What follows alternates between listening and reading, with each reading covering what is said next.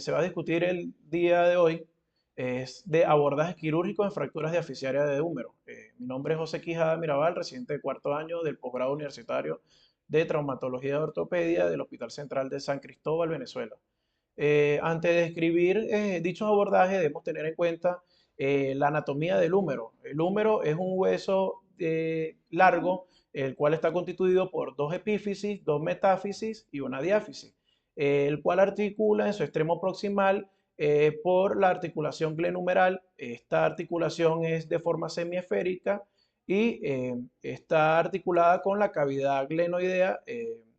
En el extremo distal se encuentran tres tipos de articulaciones: una articulación condilia, como la articulación húmero-radial o la húmero-condilar, la articulación de forma troclear, húmero-cubital, y la articulación de forma trocoide, la húmero-radial proximal.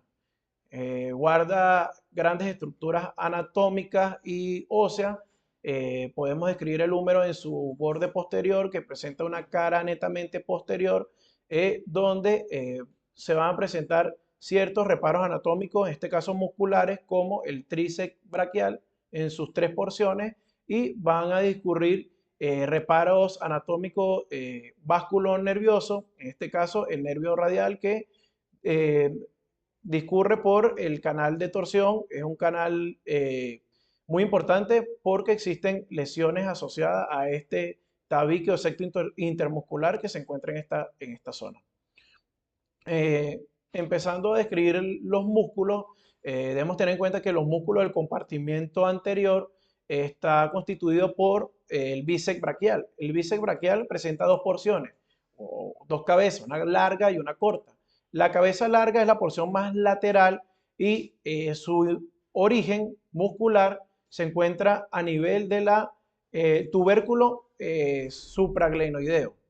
Eh, este músculo es de gran importancia porque es un músculo intraarticular y extrasinovial, y él va a discurrir sobre la corredera bicipital. Entre las dos correderas, entre la corredera bicipital se encuentra una cresta denominada cresta de la tuberosidad mayor y cresta de la tuberosidad menor, o troquín, troquíter o troquín. Entonces es muy importante. En esta imagen podemos observar la bursa subacromial, que es una estructura anatómica muy importante. Y bueno, la porción larga del bíceps va a pasar por la corredera bicipital y se va a originar justamente en el tubérculo supraglenoideo.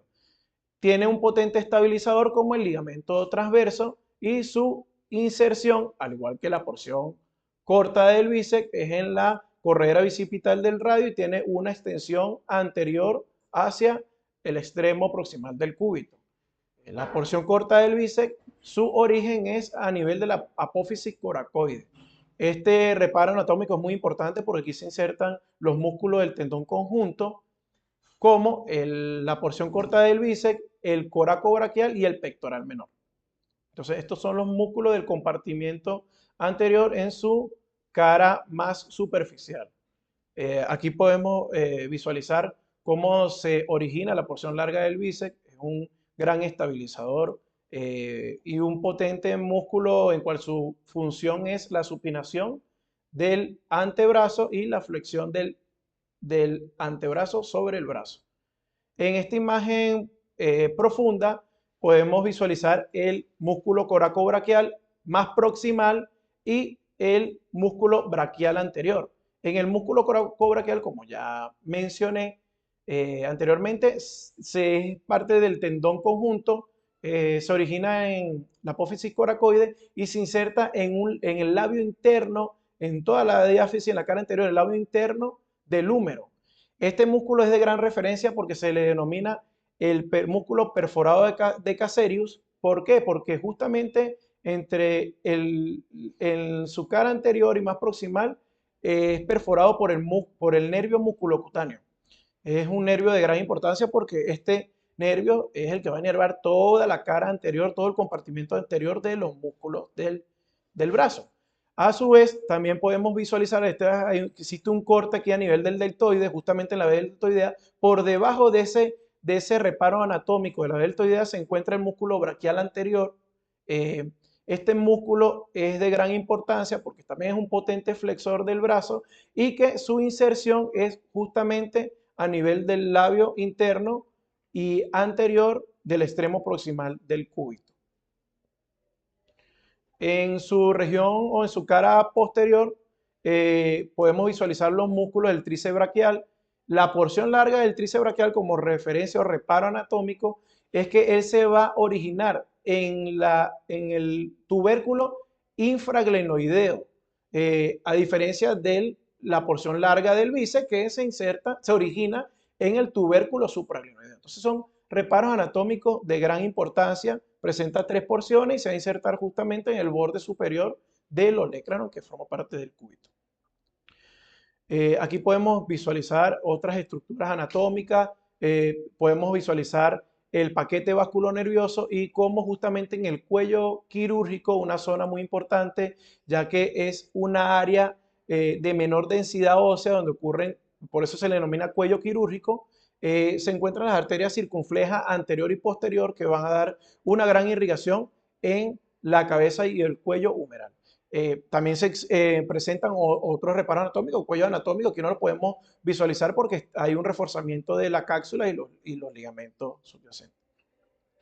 En esta imagen podemos observar ya eh, cómo se pueden visualizar las zonas de origen e inserción de los músculos ya mencionados, cómo es la disposición de la corredera bicipital y la gran estabilidad que presentan estos músculos.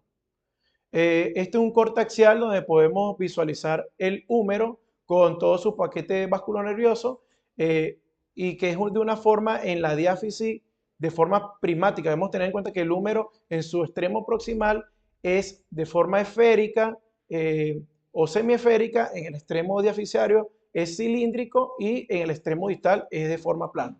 Es un hueso relativamente diferente a comparación a los demás huesos largos.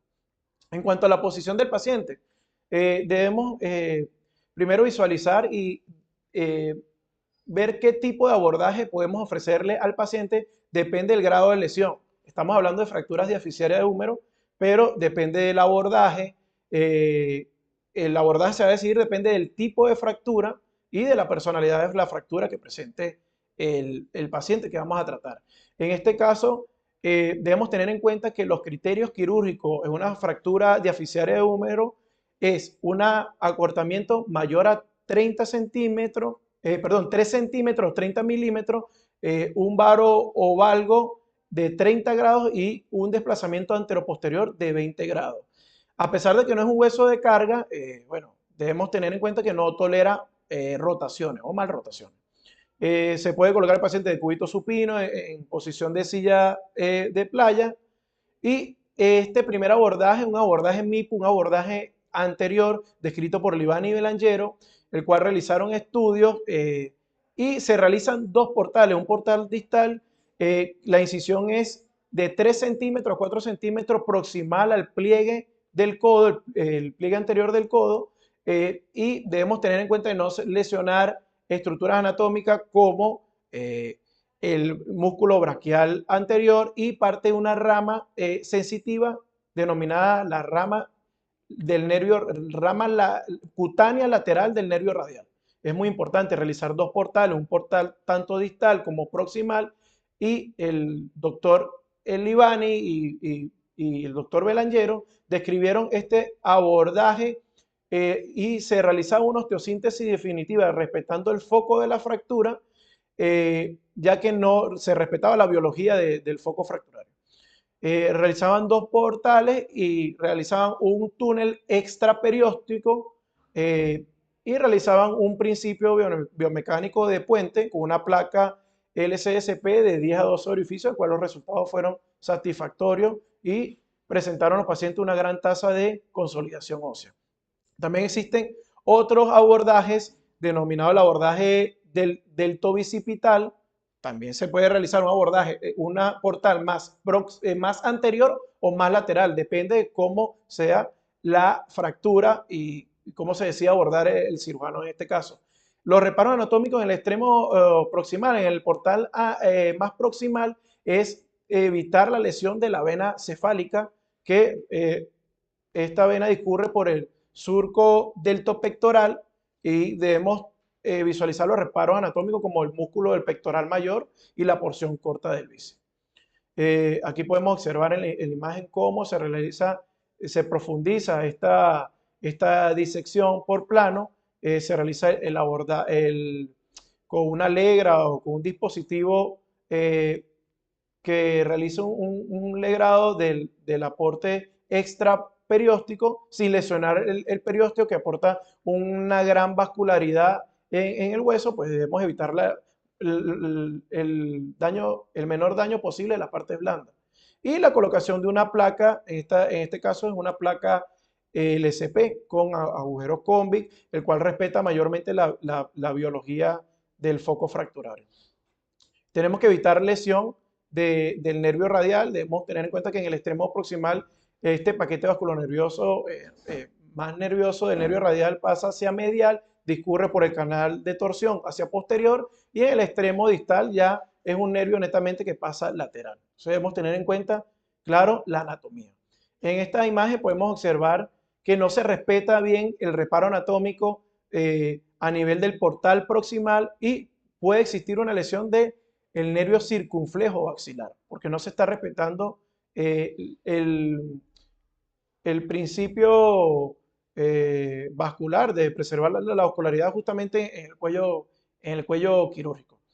En este caso, el abordaje transdeltoideo es un abordaje que inicia a nivel de la punta del acromio.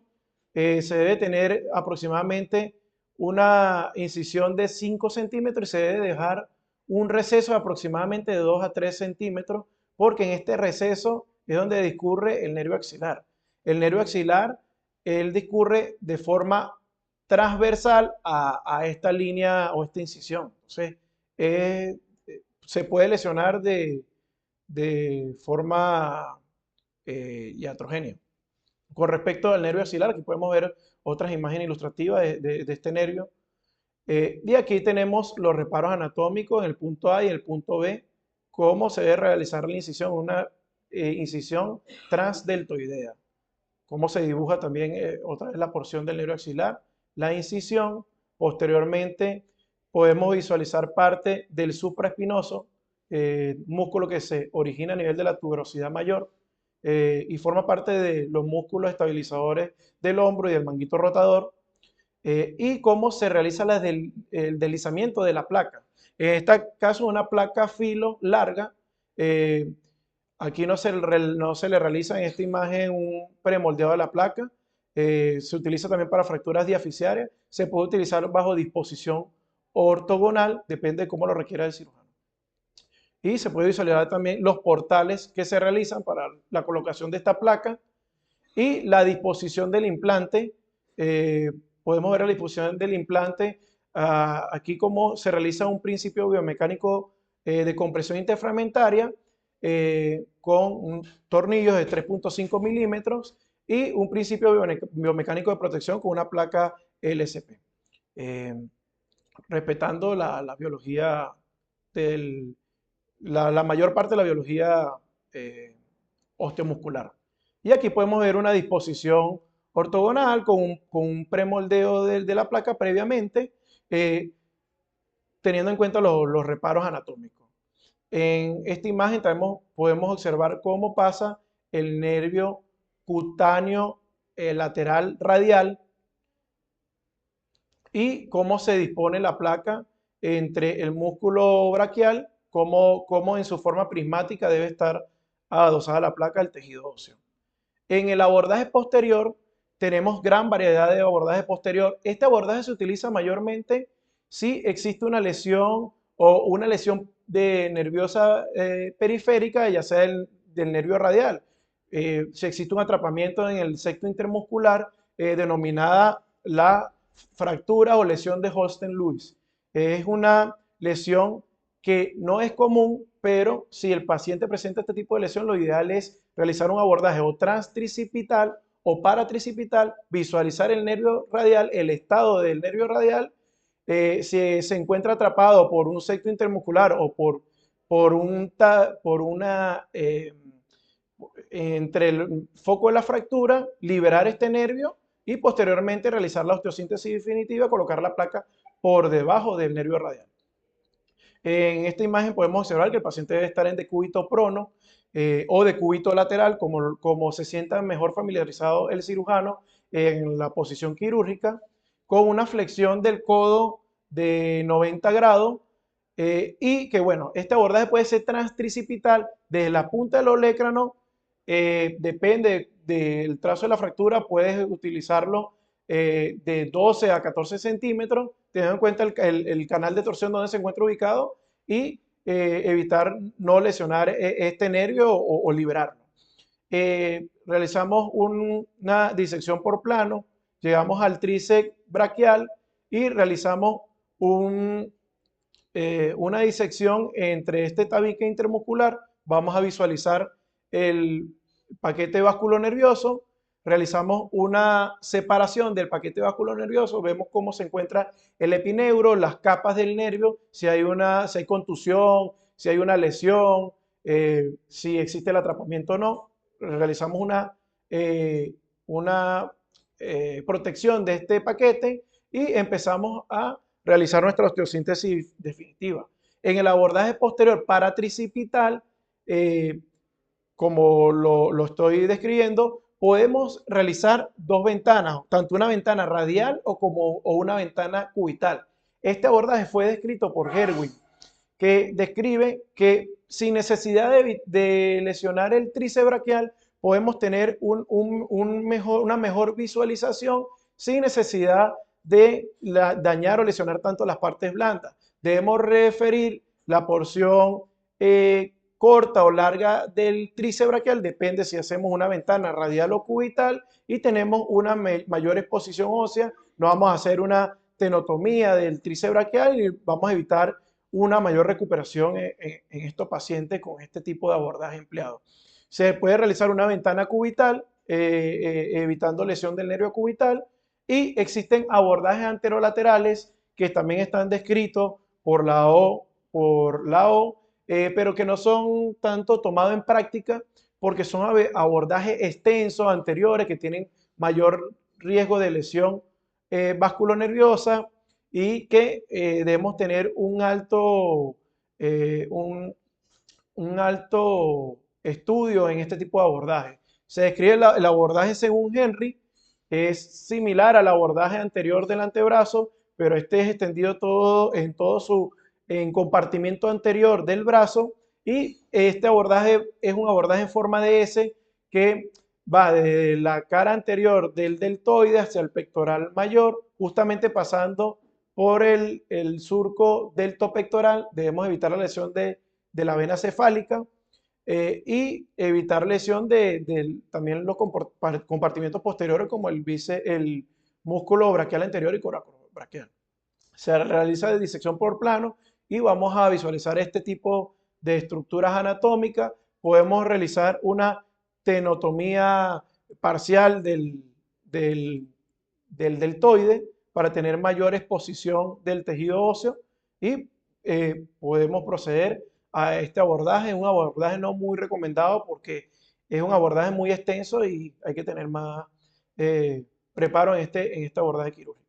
Está también el abordaje delto pectoral extendido a la diáfisis humeral, igual como mencionamos los portales anteriores, simplemente que es un abordaje más extendido.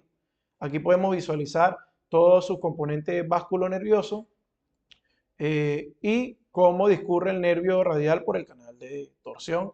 En este abordaje, ¿cómo se ve?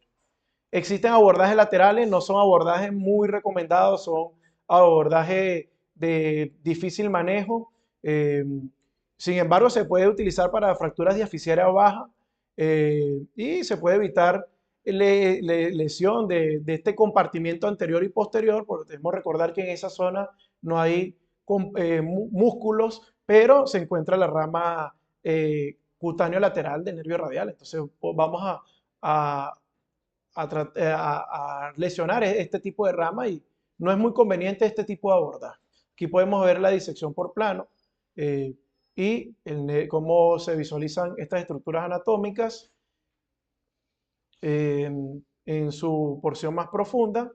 Y bueno, en conclusión, los abordajes del húmero diaficiario debemos tener en cuenta si existen lesión del nervio radial o no, eh, qué tipo de trazo de fractura presenta el paciente, la personalidad de la fractura del paciente, qué principio biomecánico vamos a utilizar en este tipo de fractura y el abordaje mayor descrito para la lesión periférica del nervio radial es el abordaje posterior.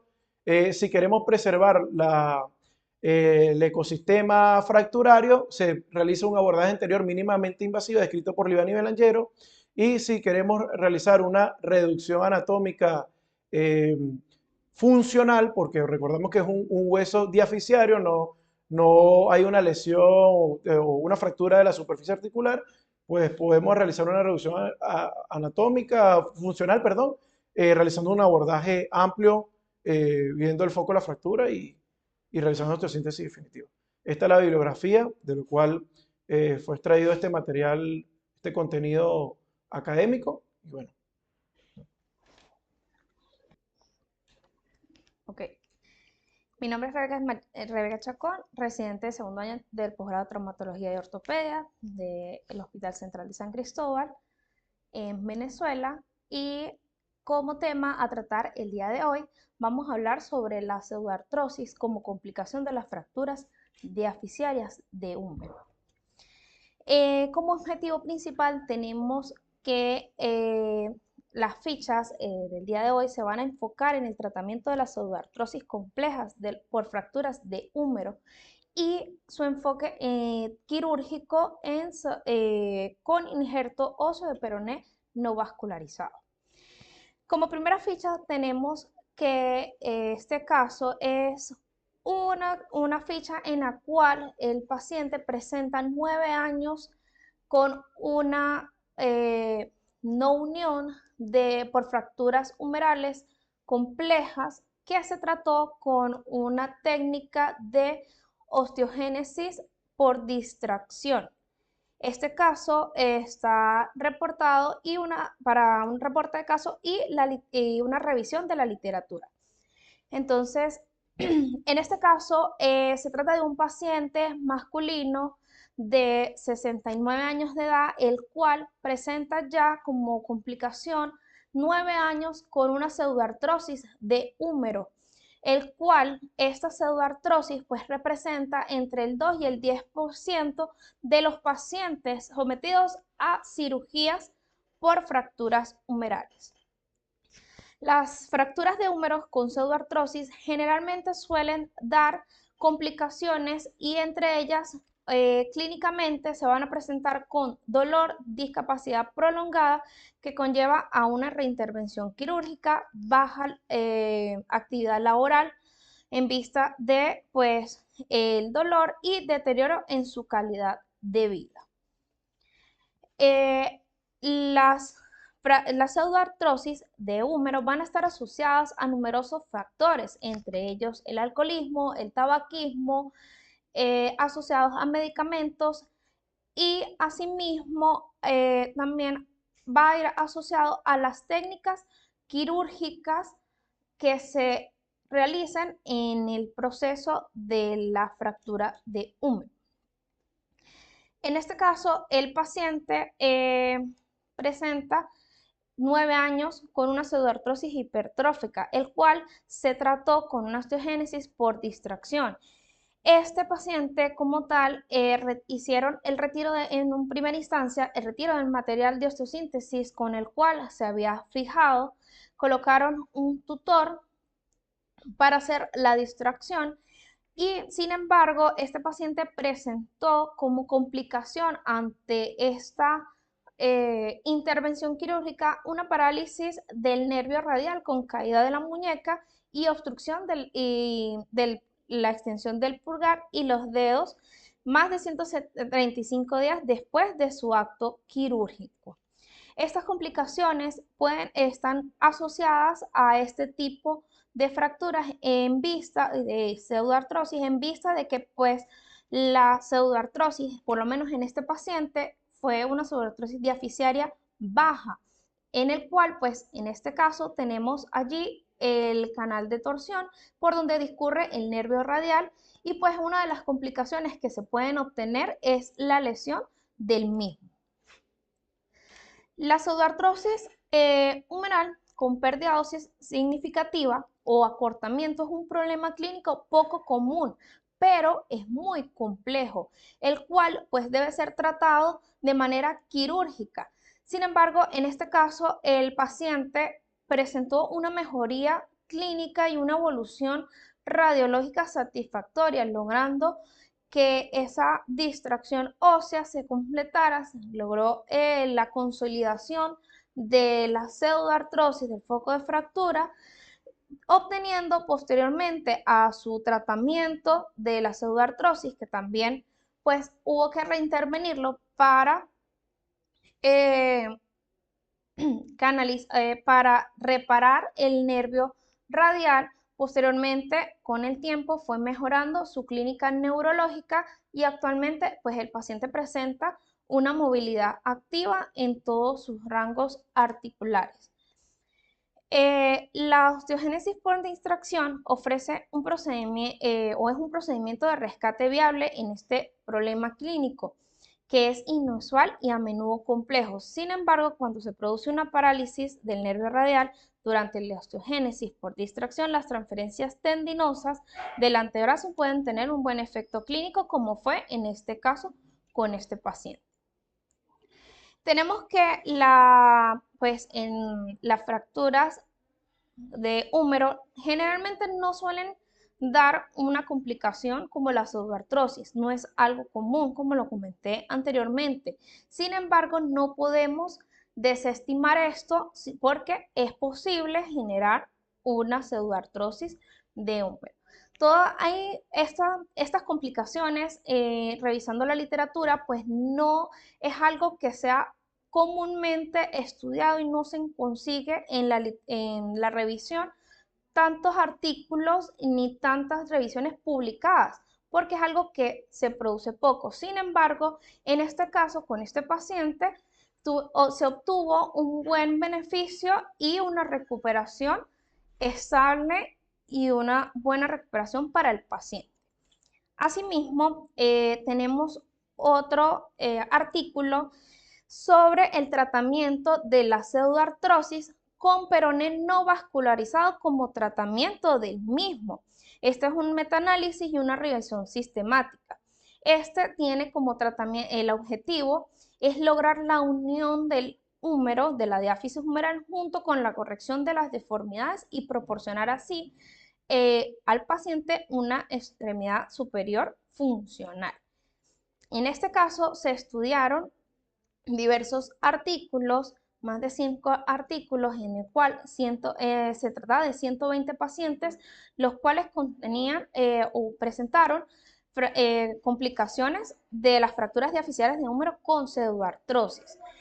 Estos estudios han reportado resultados positivos y se han investigado la eficacia de los injertos intramedulares de punta de peroneo en la pseudoartrosis humeral, en vista de que el peroné, el injerto óseo de peroné, nos ayuda o es un injerto óseo estructural que nos facilita la osteointegración y la osteogénesis para generar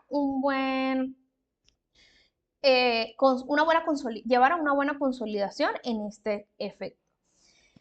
El peroné es un donante óseo muy adecuado, ya debido a su forma, resistencia mecánica y la longitud que podemos obtener.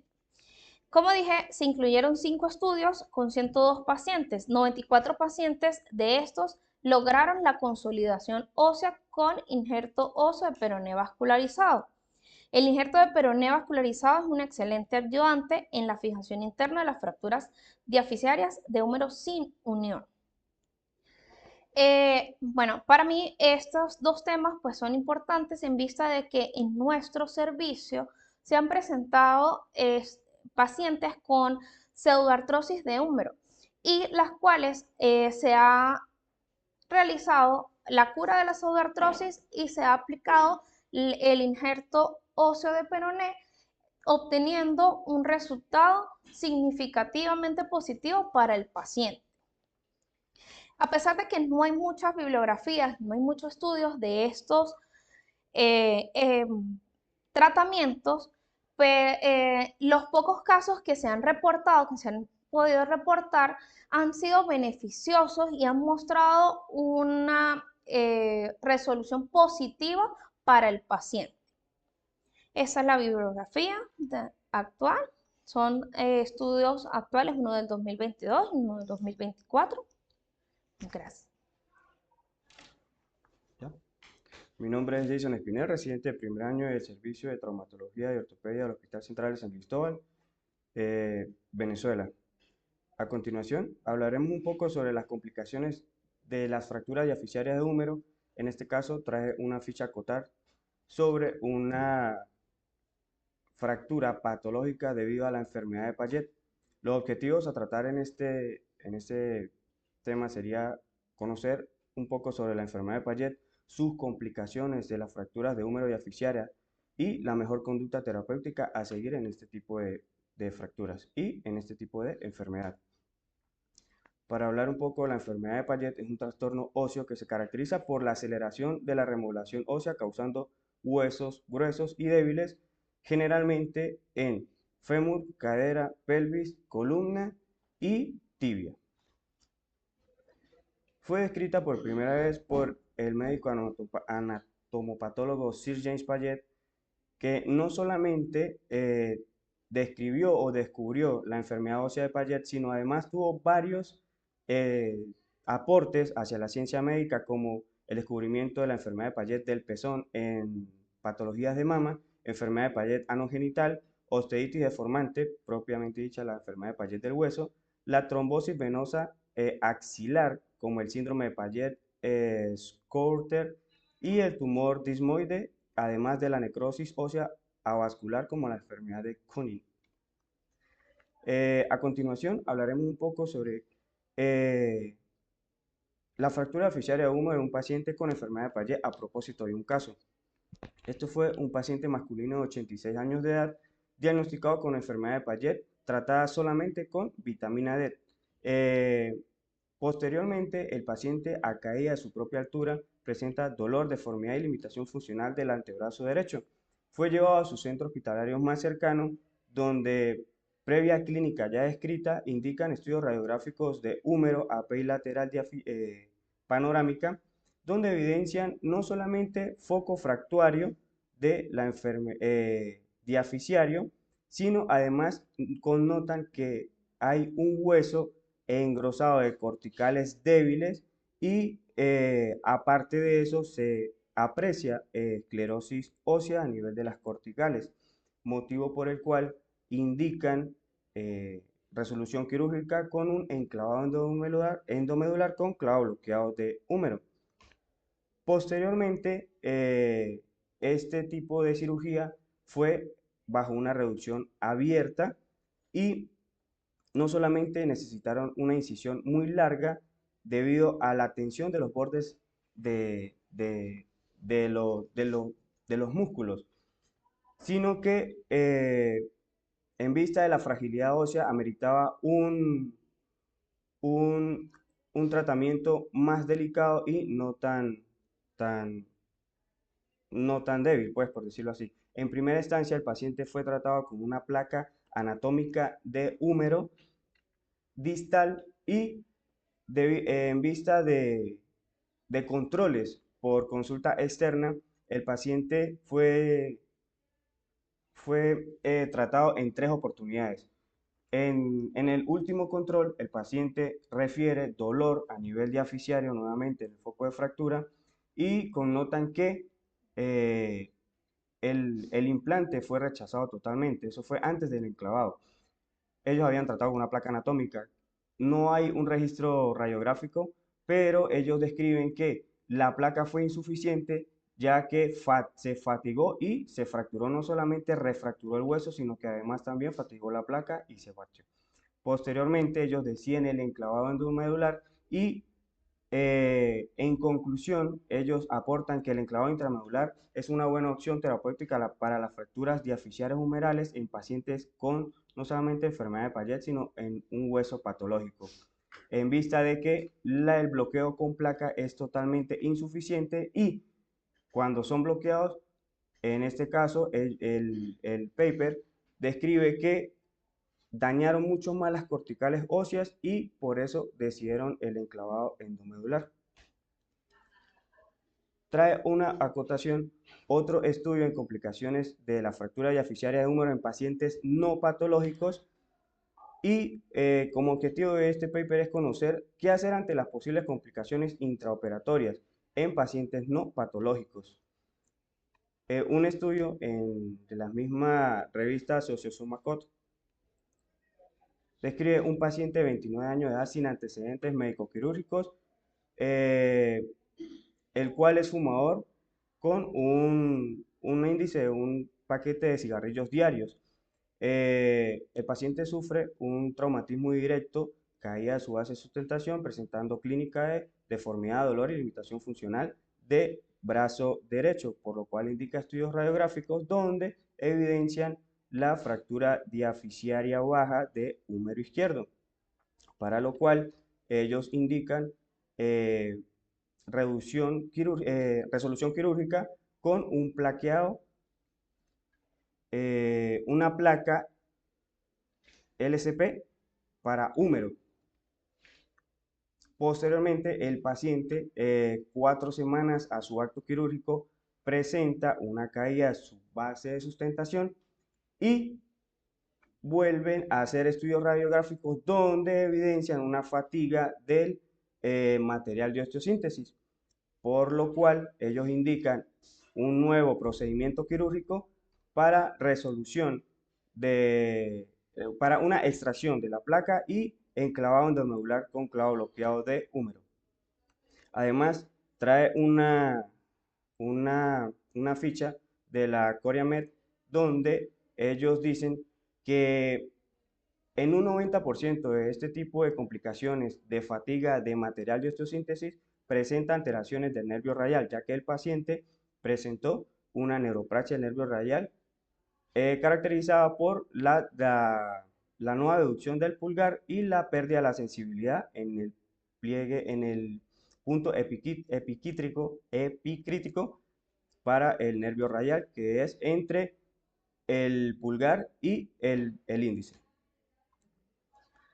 A conclusión de esto, ellos dicen o informan o traen acotación de que la mejor terapéutica para las fracturas de húmero diaficiario es el enclavado endomedular, ya que no permite la fatiga y da mayor estabilidad no solamente para huesos sanos, sino también para huesos patológicos. En el servicio hemos tenido varios pacientes. El último fue un clavo endomedular de húmero, donde la paciente pues ha tenido una historia también clínica donde ha sido en varias fracturas, no solamente de húmero, sino también la paciente tuvo fractura de cadera y se manejó de manera conservadora en vista de los recursos económicos por no contar para comprar el material. La señora le fue bien con el enclavado endomedular y pues ya está en control por el servicio. Además hemos tenido varios pacientes con fracturas de húmero y aficiarias tratadas con placas que posterior a su caída de su base de sustentación o traumatismo directo o accidentes de tránsito han presentado fatiga del material y refractura del hueso. Sería bueno hacer un estudio, no sé, o un trabajo sobre qué sería mejor en estas ocasiones, una placa o un clavo, ya que contamos con ese material aquí en el servicio. Por eso traje a cotación estas dos fichas, sobre, sí, la importancia del qué hacer ante el no tener.